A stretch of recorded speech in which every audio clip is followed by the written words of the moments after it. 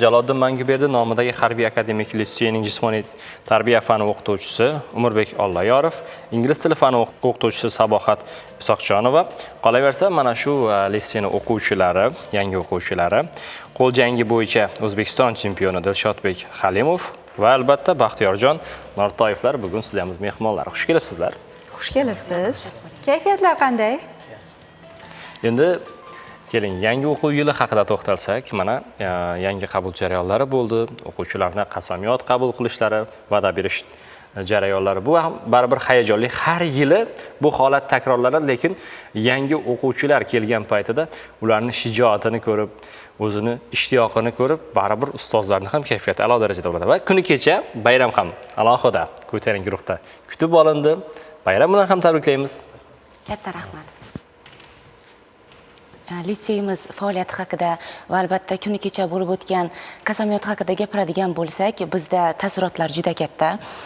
Ochig'i, har o'zingiz aytganingizdek, yuqorida ta'kidlaganingizdek, har bir o'quvchi o'zini bir dunyo orzulari, umidlari bilan bizni o'sha dargohimizga tashrif buyuradilar va bunda biz o'qituvchilarning hayajoni, shijoati, ularning g'ayratini ko'rib, o'zimizni nima desak, shu kelajak avlodni tarbiyalashga bo'lgan g'ayratimiz 2 marta oshadi desam hech mubolag'a bo'lmaydi.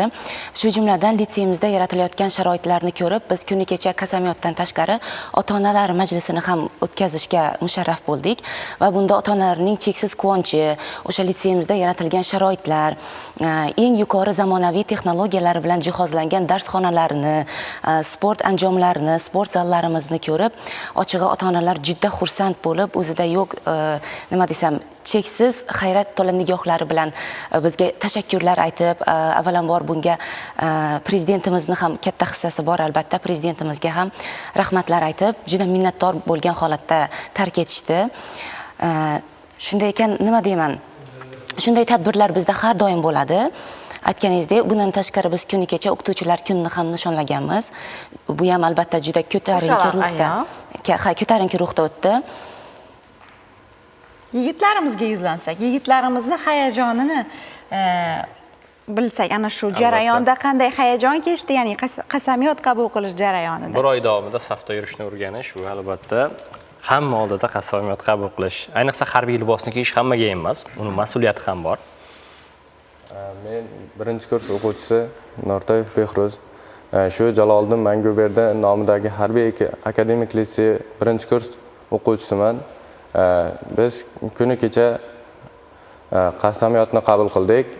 Bu qasamyodga yetib kelish ham oson bo'lmadi va 1 oy davomida safda yurishlar, o'qishlar, yana ko'plab yangi narsalarni, kun tartiblari, shunga o'xshash litseyni o'zining tartib qoidalarini o'rgandik. Endi harbiylar deganda biz shijoatli, mana boya aytib o'tganimizdek, chempionlarni tushunishimiz mumkin, lekin ijodkorlar ham bor ularning orasida. Albatta, dutor sizniki adashmasam, to'g'rimi? Xuddi shunday. Keling, bitta kuy ijro qilib berasiz. Qo'shiq ham aytasizmi? Qo'shiq yo'q, dutor faqat. Bitta ijro eshitamiz.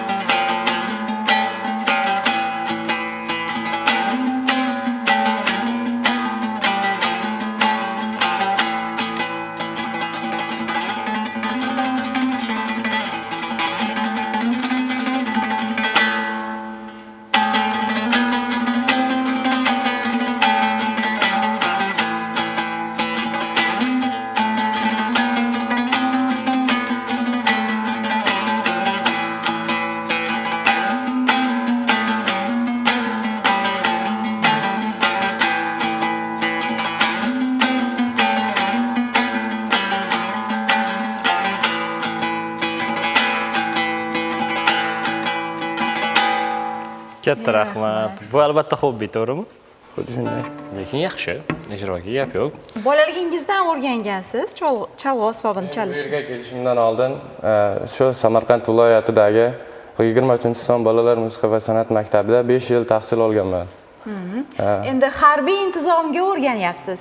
Bundan keyin tabiiyki ko'rinib turibdi-ku, harbiy bo'lasiz kelajakda. Bundan keyin ham davom qildirasizmi mana shu hobbingiz bilan shug'ullanish? Ha, harbiy orkestrga ham qiziqaman. Bundan keyingi shu Jaloliddin Manguberdi litseyini bitirib, Qurolli Kuchlar akademiyasiga hujjat topshirmoqchiman. Ajoyib. Endi har bir sohada erkak kishi faol bo'lishi kerak. Yigitlarimiz yigit kishiga 40 hunar oz deydi. Bugun buni soni yana ham ortgan, menimcha. Aslida 70 hunar oz. Albatta, uni ham soni bugungi kunda ortgan, menimcha. Chunki barcha sohani bilgan yana ham yaxshi va albatta buning uchun ishtiyoq bo'lishi kerak. Yigitlarimizning ko'zidan ham chaqnab turgan ishtiyoqni ko'rishimiz mumkin. Va albatta harbiy litseyda yutuqlar ham bor. Sport borasida ham, jangovar tayyorgarlik borasida ham, to'g'rimi? Jaloliddin Manguberdi harbiy akademik litseyda jismoniy tarbiya darsi bo'yicha darsdan tashqari sport to'garaklari o'tkazadi. Qo'l jangi, milliy kurash, hamma sharoitlarimiz yetarlicha. Litseyimizda O'zbekiston chempioni, Osiyo chempionati sovrindori, viloyat chempionlarimiz yetishib kelyapti. Undan tashqari litseyda har oy bitta sport turi bo'yicha musobaqa o'tkazamiz o'quvchilar o'rtasida. Misol sentyabr oyida futbol, oktyabr oyida basketbol, voleybol, shunday o'quvchilarni qiziqtirib sportga prezidentimizni yaratib berayotgan sharoitidan mamnunmiz. Men ko'rib turibsiz, sportmenlarga juda ham sharoit kuchli darajada e'tibor berilyapti. Albatta. Masalan, mana bitta o'quvchimiz qo'l jangi bo'yicha O'zbekiston chempioni, xudo xohlasa jahon chempionatiga yo'llanma olib, jahon chempionatiga qatnashadi, nasib bo'lsa. Demak, tayyorgarliklar bor. Ha, xuddi shunday Demak, ta'lim jarayonlaridan ajralmagan holatda tayyorgarliklar ham bo'lyapti. Xo'sh, Dilshodbek, qanday endi taassurotlar, musobaqa jarayonlari qanday bo'ladi? Hayajon va albatta undan keyingi natija yana bitta mas'uliyatni yuklab qo'yadi insonga. Taassurotlarim ajoyib. Musobaqa shiddatli bo'ldi. Jaloliddin Manguberdi nomidagi harbiy akademik litseyga kirishdan oldin ham qo'ljangi sport turi bilan shug'ullanganman.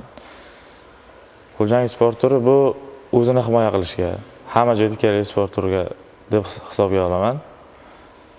Qo'ljangi sport turi o'zimizda Mudofaa vazirligida o'rtasida ham musobaqalar o'tkaziladi. Sport musobaqalariga tayyorgarlik jarayonlari. Boya kadr ortida ham suhbatlashganda oilaviy harbiymiz dedingiz, dadangiz harbiy adashmasam. Ishtiyoq ham shundan uyg'ongan harbiy bo'lishga. Shunday.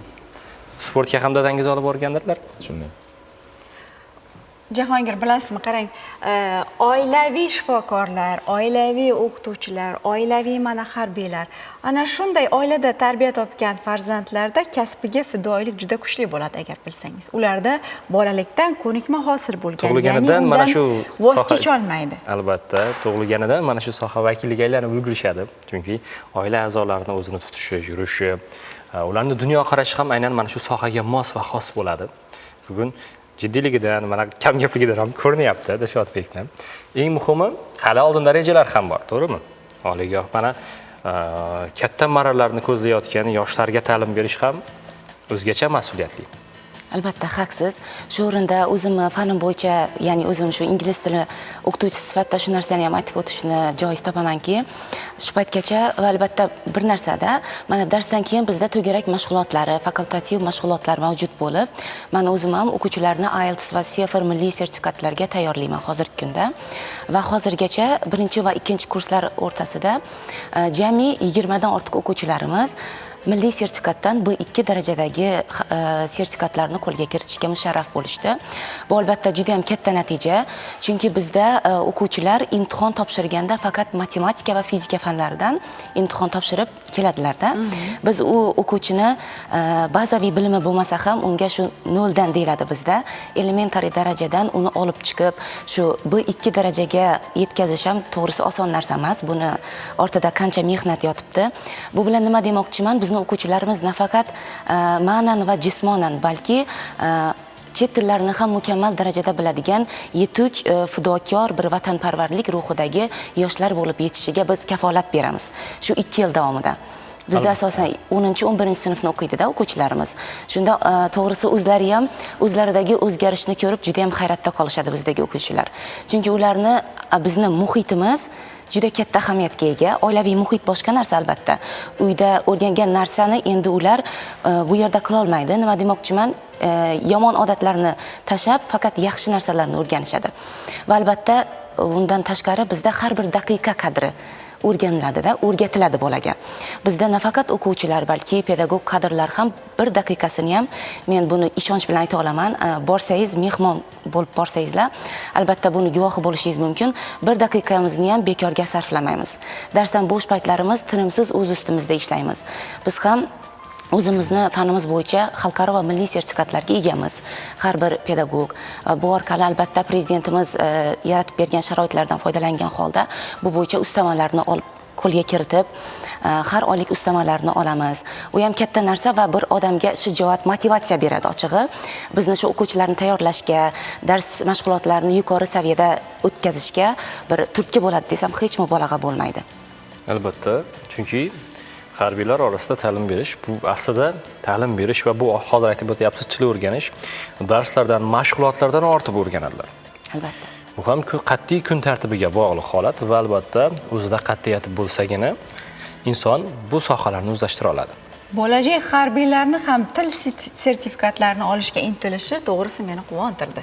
Albatta, charchamang deb qolamiz. Mana shunday ilm o'rgatishdan va yoshlarimiz ilm o'rganishdan va ertaga yurtimizni sarhadlarini munosib himoya qiladigan o'g'lonlar bo'lib yetishishlariga ishonamiz.